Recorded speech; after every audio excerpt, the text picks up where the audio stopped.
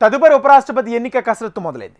ఈ నేపథ్యంలో తదుపరి ఉపరాష్ట్రపతి పదవి ఎవరికి దక్కనుంది అనే చర్చ మొదలైంది. అయితే ఏకగ్రీవ ఎన్నికలకు అవకాశాలు కనిపించడం లేదు. ఉభయ సభల్లో స్పష్టమైన మెజారిటీ ఉన్నందుకు ఎన్డీఏ భాగస్వామ్య పక్షాలతో ఉపరాష్ట్రపతి పదవిని దక్కించుకోవాలని బీజేపీ పావులు కదుపుతుంది. అయితే అటు ఇండి కూటమి కూడా తన అభ్యర్థిని నిలిపేందుకు సిద్ధమైంది. గెలిచే అవకాశం లేనప్పటికీ ఏకగ్రీవ ఎన్నిక కోసం అధికార పక్షానికి అవకాశం ఎందుకు ఇవ్వాలని కాంగ్రెస్ నాయకులు అంటున్నారు. దీంతో ఉపరాష్ట్రపతి ఎన్నిక మరింత ఆసక్తిని రేకెత్తిస్తుంది.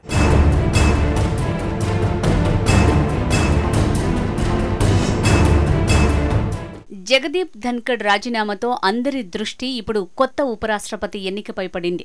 ఇందుకోసం ఎన్నికల సంఘం కసరత్తు ప్రారంభించింది. ఈ మేరకు లోక్సభ, రాజ్యసభలోని ఎలక్టోరల్ కాలేజీ ఎంపీలను సంప్రదించి ఓ కీలక నిర్ణయం తీసుకుంది. రాష్ట్రపతి ఎన్నికకు రిటర్నింగ్ అధికారిగా Rajya Sabha secretary general Garima, assistant returning అధికారిగా రాజ్యసభ సచివాలయ డైరెక్టర్ విజయ్ని నియమిస్తూ కేంద్ర ఎన్నికల సంఘం ఇవాళ ఉత్తర్వులు జారీ చేసింది. మరో నెల రోజులలోపు వైస్ ప్రెసిడెంట్ ఎన్నిక ప్రక్రియ పూర్తి కానుంది. మరోవైపు ధన్కడ్ రాజీనామాతో ఖాళీ అయిన ఉపరాష్ట్రపతి పదవికి ఎన్డీఏ కూటమి ఎవరిని ఎంపిక చేస్తుందన్న దానిపై ఆసక్తి నెలకొంది. ఇప్పటికే రేసులో పలువురి పేర్లు తెరపైకి వస్తున్నాయి. బీహార్ ముఖ్యమంత్రి నితీష్ కుమార్ పేరుతో పాటు Congress senior MP Shashi Tharoor, BJP జాతీయ అధ్యక్షుడు జేపీ నడ్డా, జమ్మూ కశ్మీర్ లెఫ్టినెంట్ గవర్నర్ మనోజ్ సిన్హా, ఢిల్లీ వీకే సక్సేనా, బీహార్ గవర్నర్గా Arif Mohammad Khan, Sikkim governor O Mathur, Rajya Sabha deputy chairman Harivansh Narayan పేర్లు ప్రధానంగా వినిపించాయి. బీహార్ అసెంబ్లీ ఎన్నికల నేపథ్యంలో ఆ రాష్ట్రానికి చెందిన వారినే ఉపరాష్ట్రపతి పదవికి ఎంపిక చేస్తారనే వాదన ఉంది. ఈ క్రమంలో నితీష్ కుమార్ పేరు వినిపించిన బీహార్ సీఎంగా రాజకీయాల్లో క్రియాశీలకంగా ఉన్నందున ఆయన అంగీకరించే అవకాశాలు లేవు. బీహార్లోని బీసీ, ఈబీసీ వర్గాల ఓటర్లు ఎన్డీఏ కూటమి వైపు మొగ్గటానికి ప్రధాన కారకుడు నితీష్ కుమార్ అని, ఎన్నికల ముంగిట ఆయన్ని బలవంతంగా దూరం చేసుకోవటానికి ఆ కూటమి అస్సలు సాహసించదని అంటున్నారు. ఇదిలా ఉంటే జేడీయూ నేత, కేంద్ర మంత్రి రామ్నాథ్ ఠాగూర్ని ఎంపిక చేసే అవకాశాలు ఉన్నట్లు ప్రచారం మొదలైంది. బీజేపీ జాతీయ అధ్యక్షుడు జేపీ నడ్డాతో కేంద్ర మంత్రి రామ్నాథ్ ఠాగూర్ భేటీ అవటం ఊహాగానాలకు తావిచ్చింది. అయితే ఇది సాధారణ సమావేశమేనని చెప్తున్నారు. ఠాగూర్ అభ్యర్థిత్వం గురించి జేడీయూ, బీజేపీ మధ్య ఎలాంటి చర్చలు జరగలేదని తెలిపారు. ఆయన్ను తదుపరి ఉపరాష్ట్రపతిగా ఎన్నుకునే అవకాశాలున్నాయంటూ వస్తోన్న వార్తలు నిరాధారమని స్పష్టం చేశాయి. తదుపరి ఉపరాష్ట్రపతిగా బీజేపీకి చెందిన నేతనే ఎన్నుకోనున్నట్లు వెల్లడించాయి. పార్టీ సిద్ధాంతాలు, భావజాలానికి అనుగుణంగా వ్యవహరించే నేతకు ఉపరాష్ట్రపతి పదవిని అప్పగిస్తుందని చెప్తున్నారు. ప్రధాని మోడీ విదేశీ పర్యటన ముగించుకుని తిరిగొచ్చిన తర్వాత దీనిపై నిర్ణయం తీసుకునే అవకాశాలు కనిపిస్తున్నాయి.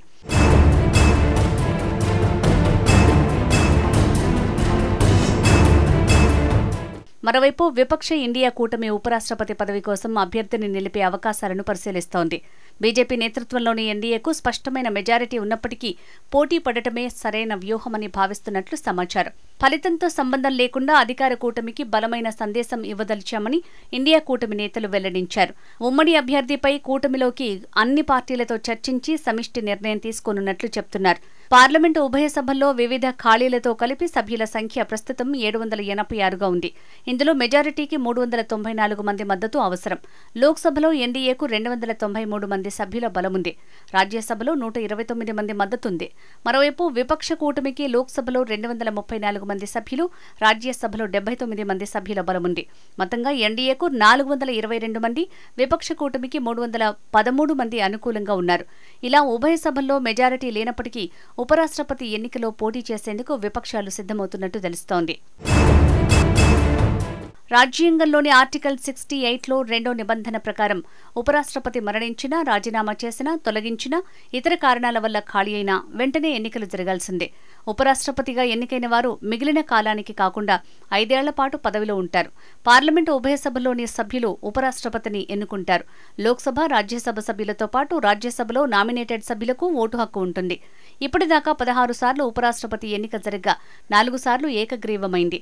మిగిలిన 12 సార్లు పోటీ జరిగింది. ఇందులో 2 ఎన్నికల్లో 2 కంటే ఎక్కువ మంది పోటీ చేశారు. 1952 నుంచి 62 మధ్య 2 సార్లు సర్వేపల్లి రాధాకృష్ణన్ ఉపరాష్ట్రపతిగా ఏకగ్రీవంగా ఎన్నికయ్యారు. 1979లో సుప్రీంకోర్టు మాజీ ప్రధాన న్యాయమూర్తి జస్టిస్ హిదయతుల్లా ఉపరాష్ట్రపతిగా ఏకగ్రీవంగా ఎన్నికయ్యారు. 1969లో ఉపరాష్ట్రపతిగా, తాత్కాలిక రాష్ట్రపతిగా ఉన్న వివి గిరి రాష్ట్రపతి ఎన్నికల్లో పోటీ చేయటం కోసం రాజీనామా చేయటంతో హిదయతుల్లా నెలపాటు తాత్కాలిక రాష్ట్రపతిగా చేశారు. 1987లో మహారాష్ట్ర గవర్నర్గా ఉన్న శంకర్ దయాళ్ శర్మ పోటీ లేకుండా ఉపరాష్ట్రపతిగా ఎన్నికయ్యారు. అప్పుడు 27 మంది నామినేషన్ వేయగా శర్మ ఒక్కరిదే చెల్లింది.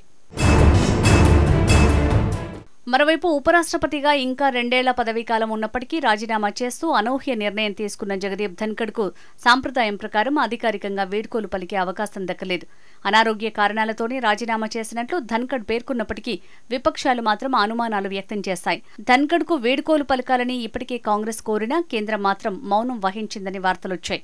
కేంద్ర మంత్రులు కిరణ్ రిజిజు, జేపీ నడ్డా కూడా ఈ విషయంపై ఏం మాట్లాడలేదని అధికార వర్గాలు తెలిపాయి. కేంద్రం అనుసరిస్తోన్న ఈ తీరు కూడా విపక్షాల అనుమానాలకు మరింత ఆజ్యం పోసింది. దాంతో విపక్షాలే ఆయనకు వీడ్కోలు విందు ఇచ్చేందుకు ఏర్పాట్లు చేశాయని సంబంధిత వర్గాలు వెల్లడించాయి. ఆ కార్యక్రమానికి ఆయన్ను ఆహ్వానించినట్లు సమాచారం. అయితే ధన్కడ్ ఎందుకు అంగీకరించలేదని తెలుస్తోంది. ధన్కడ్ రాజీనామా అనూహ్యంగా ఉందని, కేంద్ర ప్రభుత్వం ఇవ్వాలని కాంగ్రెస్ అధ్యక్షుడు మల్లికార్జున ఖర్గే డిమాండ్ చేశారు. బీజేపీ, ఆర్ఎస్ఎస్ నేతల కంటే ఎక్కువగా కాషాయ వర్గానికి మద్దతు పలికే ధన్కడ్ రాజీనామా చేయటం విచిత్రంగా ఉందని వ్యాఖ్యానించారు. మాకేదో అనుమానంగా ఉంది. ఆయన ఆరోగ్యంగానే కనిపిస్తున్నారు. మాట తీరు బాగానే ఉంది. అయినా ఏం జరిగింది అని ఖర్గే ప్రశ్నించారు.